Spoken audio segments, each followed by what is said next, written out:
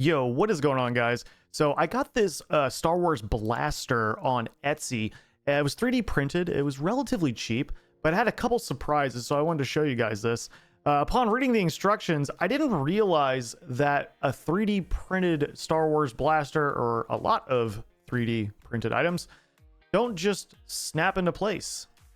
As soon as I started unpacking all the pieces, I sort of realized that I need to look at the directions a little bit more. And the directions stated that I need to use some sort of solder or some sort of adhesive. So all I had was super glue. I know what you're thinking. What are you thinking? I don't really know. This is an experiment. This was relatively cheap. I think the blaster was like 40 bucks on Etsy.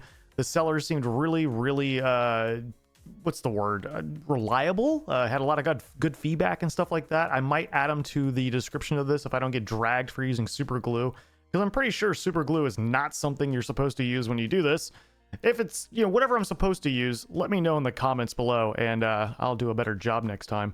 But assembly on this thing was relatively easy. Some of the parts, because of the super glue, which I assume I'm not using the correct adhesive, did not stick very well. Again, feel free to drag me in the comments. It was my first time. I didn't know. But as you can see at the end, it actually came out very, very well. Some of the ends of the plastic where it looks like it was on top of the 3D printer or where it came from were a little rough. But other than that, all the pieces seemed really cool, really sturdy.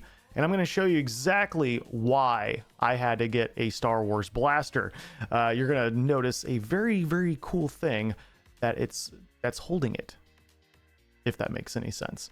But if you guys like videos like this, give me a thumbs up on this. Let me know if you like them. It's my first time really doing a video like this, and honestly, I think it was kind of cool to introduce you guys into my world about some of the stuff that I like to do.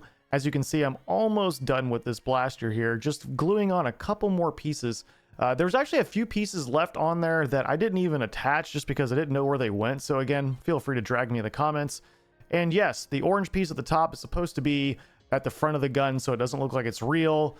But since I figured no actual human is going to be using this, throw it away.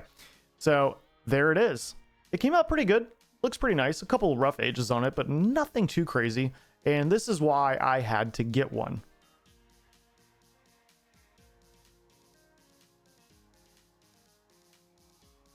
It just looks so cool with my Stormtrooper.